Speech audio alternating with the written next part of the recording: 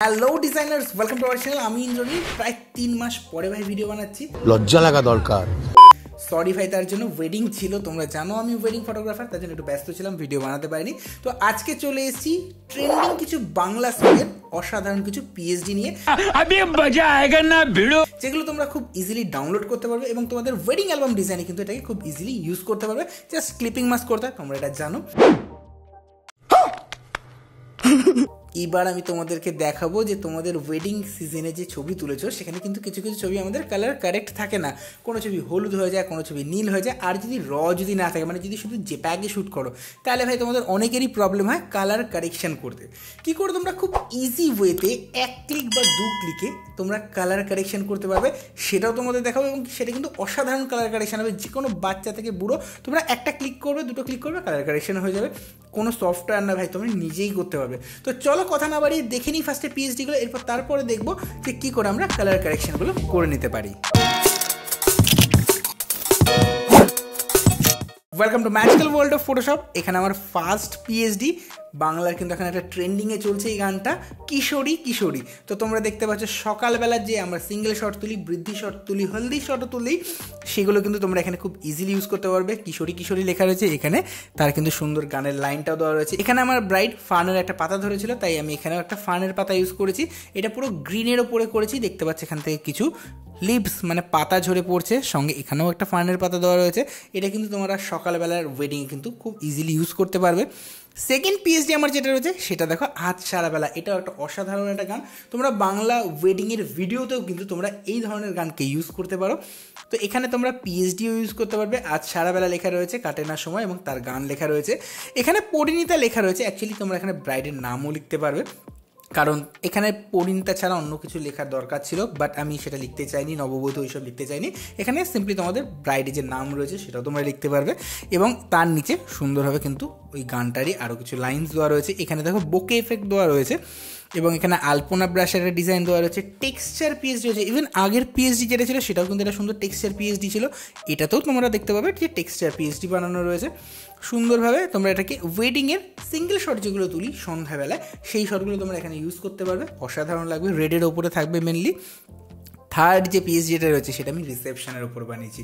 এখানে মেনলি আমার যে ব্রাইড এবং গ্রুম ছিল, যে পার্পল কালারের একটা সুন্দর একটা ড্রেস পরেছিল, তার উপরে আমি পিএইচডিটা বানানোর চেষ্টা করেছি। মেনলি রিসেপশনে সবাই এই ধরনের কিছু একটা ড্রেস পরে, তোমরা চাইলে কালার চেঞ্জ করে নিতে পারো তোমাদের পিএইচডি।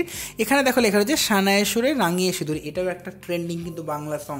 তো সেইটা দিয়ে আমি একটা পিএইচডি বানিয়েছি। দেখো পিছন দিকে আমি একটা শ্যাডো ক্রিয়েট করেছি যাতে আরও টেক্সচার্ড লাগে। অবভিয়াসলি আমার ব্যাকগ্রাউন্ড কিন্তু টেক্সচার ব্যাকগ্রাউন্ডই তোমরা বলতে পারো, কিন্তু তাছাড়া আমি কিছুটা এখানে শেড ইউজ করেছি। এখানে কিছু দেখো লাভ টাইপের বোকে ইউজ করেছি।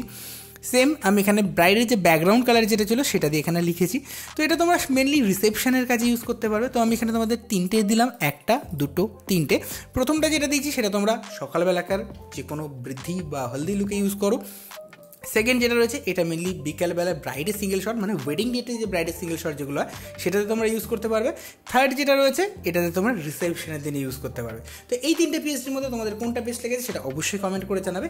এবার তোমাদের যেটা দেখাবো সেটা দেখে নাও। আমি বলছি যে ওয়েডিংয়ে কিন্তু আমরা মাঝে মধ্যে এরকম একটু ভুলভাল ছবি তুলে ফেলি, যেখানে হলুদ বেশি থাকে, কারো নীল বেশি থাকে। একই ব্যাপার, কোনো চাপানোর দরকার নেই। তো আমি দেখো এখানে মনে হচ্ছে একটু ওয়ার্ম বেশি রয়েছে, একটু না অনেকটাই ওয়ার্ম বেশি রয়েছে। এরকম আমাদের সঙ্গে প্রায়শই কিন্তু হয় যে হলুদ বেশি হয়ে গেছে ছবিতে। আমার কাছে রং নেই, আমি তোমাদের যদি দেখাই, এটা জেপ্যাগে শ্যুট করা রয়েছে, .jpg। এটা মিললে আমার রতে রয়েছে, বাট আমি তোমাদের জেপ্যাগ দিয়ে দেখাচ্ছি। অনেক সময় কি আমরা রতে শ্যুট করতে ভুলে যাই, আমরা অনলি জেপ্যাগে শ্যুট করি। সেটাকেও কিন্তু আমরা খুব ইজি ওয়েতে কালার কারেক্ট করতে পারবো। দেখো সবার প্রথমে এই যে ছবি যেটা রয়েছে সেটাকে আমি Ctrl+J করছি, মানে ডুপ্লিকেট করে নিচ্ছি ফর সেফটি। এরপর এটার উপরে আমি একটা সলিড কালারের অ্যাডজাস্টমেন্ট লেয়ার দেবো। সলিড কালার অ্যাডজাস্টমেন্ট লেয়ার কী করে দেয়, দেখো ডান দিকের এই কর্নারে সলিড কালার অ্যাডজাস্টমেন্ট লেয়ার রয়েছে। জাস্ট ক্লিক করব, এখান থেকে সলিড কালারে আমি ক্লিক করব। এখান থেকে আমরা গ্রে নেব, 50% গ্রে। তোমরা চাইলে এখানটাতে নাম্বারও টাইপ করতে পারো, হ্যাশের পরে 808080 এই কোডটা মারলে তোমরা কিন্তু একদম 50% গ্রেতে চলে যাবে। সিম্পলি হিট করবে ওকেতে, তাহলে এটা গ্রে হয়ে গেল। এরপর আমি এই সলিড কালার অ্যাডজাস্টমেন্ট লেয়ারের ব্লেন্ডিং মোড চেঞ্জ করব। কি করে না, এখানে দেখো নর্মাল লেখা রয়েছে, এটাকে জাস্ট ক্লিক করব। নর্মাল থেকে আমি করে দেবো ডিফারেন্স। হয়ে গেল, খুব ভূতের মতন দেখতে লাগছে, চাপানোর দরকার নেই ভাই, এটা এখনই ঠিক হয়ে যাবে। এরপরে এই কালার ফিলের ওপরে আমি একটা নতুন লেয়ার নেব, নিউ লেয়ার নিলাম।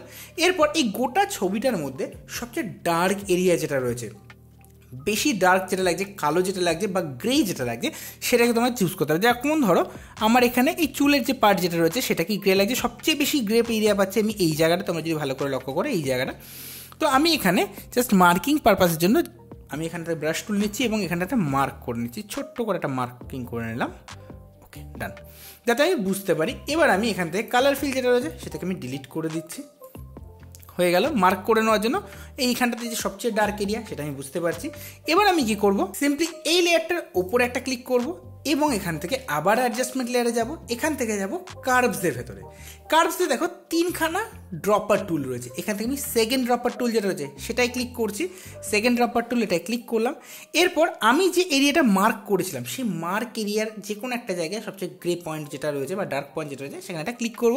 আমি সিম্পলি এখানে একটা ক্লিক করছি, বুম, দেখো সুন্দর কালার কারেকশন হয়ে গেছে। আমি এখান থেকে এটাকে ফার্স্টে ডিলিট করে দিই, পর তোমাদের বিফোর আফটার দেখাচ্ছি। এটা ছিল বিফোর, হলুদ হয়েছিল, এটা হলো আফটার।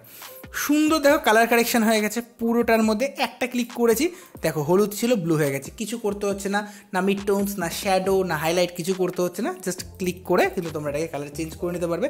এবার দেখো তোমাদের যদি ভালো করে দেখাই, মেনলি গোলাপের রং ছিল কি ভাই সাদা ছিল, সেটা হলুদ করে দিয়েছিল, এটা সাদা ফেরত এসছে। জিপসির কালার কি ছিল, জিপসির কালারও তাই থাকে, সাদা থাকে।